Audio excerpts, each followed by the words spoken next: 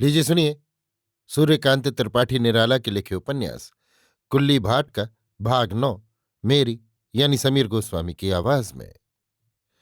5 साल बीत गए। कुल्ली मुझसे नहीं मिले। कई बार ससुराल गया आया, मैं भी नहीं मिला। एक आग दिल में लगी थी। मैंने हिंदी नहीं पढ़ी, बंगाल में हिंदी का जानकार नहीं था। जहां मैं था देहात में, राजा के सिपाही जो हिंदी जानते थे वो मुझे मालूम थी। ब्रजभाषा खड़ी बोली के लिए अड़चन पड़ी। तब हिंदी की 2 पत्रिकाएं थीं, सरस्वती और मर्यादा। दोनों मंगाने लगा। सरस्वती चेहरे की भी सरस्वती थी, मर्यादा अमर्यादा। पढ़कर भाव अनायास समझने लगा, पर लिखने में अड़चन पड़ती थी।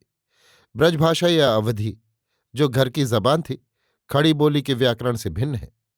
उई कहन और उन्होंने कहा एक नहीं। ये न खटकता था। जो केवल भारतीय संस्कृति के शिक्षित हैं उनके लिए न शूल है। न के प्रयोग भी मालूम न थे। लेकिन मेहनत सब कुछ कर सकती है। मैं रात 2-2 3-3 बजे तक सरस्वती लेकर एक एक वाक्य संस्कृत, अंग्रेजी और बंगला व्याकरण के अनुसार सिद्ध करने लगा। जहां कहा, कहे, कही क्रिया के प्रयोग आते हैं वहां गौर से कारण की तलाश करने लगा। ये संस्कृत, अंग्रेजी और बंगला व्याकरण में नहीं। मुझे कारण भी मिला। वो आनंद कारण की प्राप्ति के बाद जो हुआ, ब्रह्मानंद से कम नहीं कहा जा सकता। ऐसी अनेक और अड़चनें पार की। आचार्य द्विवेदी जी को गुरु माना, लेकिन शिक्षा अर्जुन की तरह नहीं, एकलव्य की तरह पाई। व्याकरण की शिक्षा पूरी करने से पहले जूही की कली लिखी थी, जो व्याकरण की दृष्टि से बाद को पूरी उतरी। जिस तरह संसार के बड़े बड़े कवियों के लिए कहा जाता है कि 7-8 साल की उम्र से कविता लिखने लगे थे, उसी तरह अल्पबुद्धि मैं भी लिखने लगा था। लेकिन तब बंगला में लिखता था। दरिद्राणाम मनोरथः, जैसे वे भी उठकर कागज की पंक्तियों में खिलकर अज्ञात के हृदय में मिल गईं। उनका कोई चिन्ह शेष नहीं। 16-17 साल की उम्र से भाग्य में जो विपर्यय शुरू हुआ वो आज तक रहा। लेकिन मुझे इतना ही हर्ष है कि जीवन के उसी समय से मैं जीवन के पीछे दौड़ा था, जीव के पीछे नहीं। इसीलिए शायद बच जाऊं।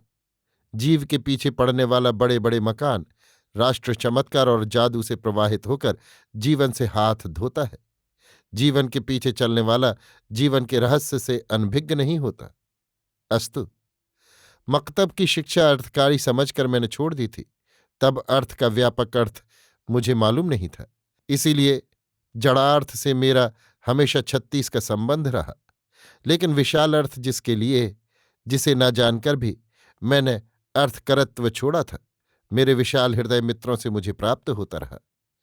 पर जब की बात लिख रहा हूं तब मैं उसी स्टेट में एक मामूली नौकर हुआ। चिट्ठी पत्री हिसाब किताब अच्छा नहीं लगता था, पर लाचारी थी। इसी समय राजा साहब को अपना थिएटर खोलने का शौक हुआ। बड़े आदमी की इच्छा पूर्ण नहीं रहती। कचहरी के बाबू नायक नट बनने के लिए बुलाए गए। सबके साथ मैं भी गया। मुझे एक बहुत मामूली संस्कृत का गाना दिया गया, इसलिए कि बंगालियों में अधिकांश संस्कृत का शुद्ध उच्चारण नहीं कर सकते। मैंने श्लोक याद कर रिहर्सल के दिन गाया। राजा साहब पर उसका बहुत प्रभाव पड़ा। उन्होंने मेरे लिए गाना सीखने का प्रबंध कर दिया। धीरे धीरे कला की कृपा से मेरी लोकप्रियता बढ़ चली, साथ दूसरों की ईर्ष्या भी। इसी समय इन्फ्लुएंजा का प्रकोप हुआ। पिताजी 1 साल पहले गुजर चुके थे, इसलिए नौकरी की थी। नहीं तो हर लड़के की तरह दुनिया को सुखमय देखते रहने का स्वप्न लिए रहता। कम से कम लिए रहूंगा, यही सोचता था। तारा आया, तुम्हारी स्त्री सख्त बीमार है, अंतिम मुलाकात के लिए आओ। मेरी उम्र तब 22 साल थी। स्त्री का प्यार उसी समय मालूम दिया जब वो स्त्रीत्व छोड़ने को थी। अखबारों से मृत्यु की भयंकरता मालूम हो चुकी थी। गंगा के किनारे आकर प्रत्यक्ष की। गंगा में लाशों का ही जैसे प्रवाह हो। ससुराल जाने पर मालूम हुआ स्त्री गुजर चुकी है। दादाजाद बड़े भाई देखने के लिए आकर बीमार होकर घर गए हैं। मैं दूसरे ही दिन घर के लिए रवाना हुआ। जाते हुए रास्ते में देखा मेरे दादाजाद बड़े भाई साहब की लाश जा रही है। रास्ते में चक्कर आ गया, सिर पकड़कर बैठ गया। घर जाने पर भाभी बीमार पड़ी दिखी। पूछा, तुम्हारे दादा को कितनी दूर ले गए होंगे? मैं चुप हो गया। उनके 4 लड़के और एक दूध पीती लड़की थी। उस समय बड़ा लड़का मेरे साथ रहता था, बंगाल में पढ़ता था। घर में चाचा जी अभिभावक थे। भाई साहब की लाश निकलने के साथ चाचा जी भी बीमार पड़े। मुझे देखकर कहा, तू यहां क्यों आया? पारिवारिक स्नेह का वो दृश्य कितना करुण और हृदयद्रावक था, क्या कहूं। स्त्री और दादा के वियोग के बाद हृदय पत्थर हो गया। रस का लेश न था। मैंने कहा, आप अच्छे हो जाए तो सबको लेकर बंगाल चलूं। उतनी उम्र के बाद ये मेरा सेवा का पहला वक्त था। तब से अब तक किसी न किसी रूप से फुर्सत नहीं मिली। दादा के गुजरने के तीसरे दिन भाभी गुजरी। उनकी दूध पीती लड़की बीमार थी। रात को उसे साथ लेकर सोया। बिल्ली रात भर आफत किए रही। सुबह उसके प्राण निकल गए। नदी के किनारे उसे ले जाकर गाड़ा। फिर चाचा जी ने प्रयाण किया। गाड़ी गंगा तक जैसे लाश ही ढोती रही। भाभी के 3 लड़के बीमार पड़े। किसी तरह सेवा शुश्रूषा से अच्छे हुए। इस समय का अनुभव जीवन का विचित्र अनुभव है। देखते देखते घर साफ हो गया। जितने उपार्जन और काम करने वाले आदमी थे, साफ हो गए।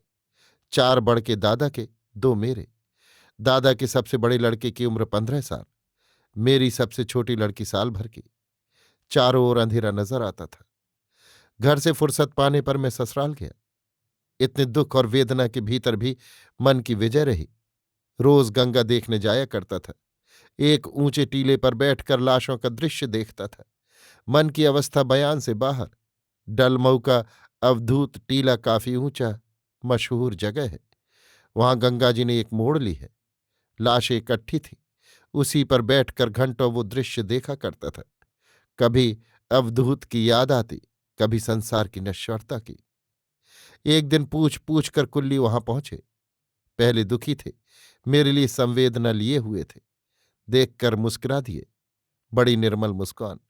मैंने देखा ये सच्चा मित्र है। कुल्ली ने कहा, मैं जानता हूं आप मनोहर को बहुत चाहते थे। ईश्वर चाह के ही जगह मार देता है, होश कराने के लिए। आप मुझसे ज्यादा समझदार हैं और मैं आपको क्या समझाऊं। पर यह निश्चित रूप से समझिएगा, भोग होता है, अच्छा वो है जिसका अंत अच्छा हो। मैं अवधूत की कुटी की गड़ी ईंटें देख रहा था। कुल्ली ने कहा, यहां आप क्यों आए हैं? क्योंकि मृत्यु का दृश्य आपने देखा है। मृत्यु के बाद मन शांति चाहता है। जो मर गए हैं वे भी शांति प्राप्त कर चुके हैं। ये अवधूत टीला है। बहुत पहले यहां एक अवधूत रहते थे। बस्ती से ये जगह कितनी दूर है? मरघट से भी दूर है।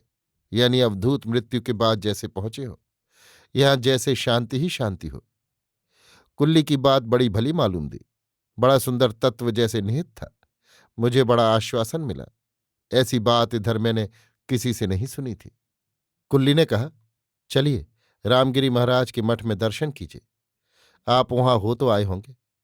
मैंने कहा, नहीं। कुल्ली उठे, उनके साथ मैं भी चला। अभी आप सुन रहे थे सूर्यकांत त्रिपाठी निराला के लिखे उपन्यास कुल्ली भाट का भाग 9, मेरी यानी समीर गोस्वामी की आवाज में।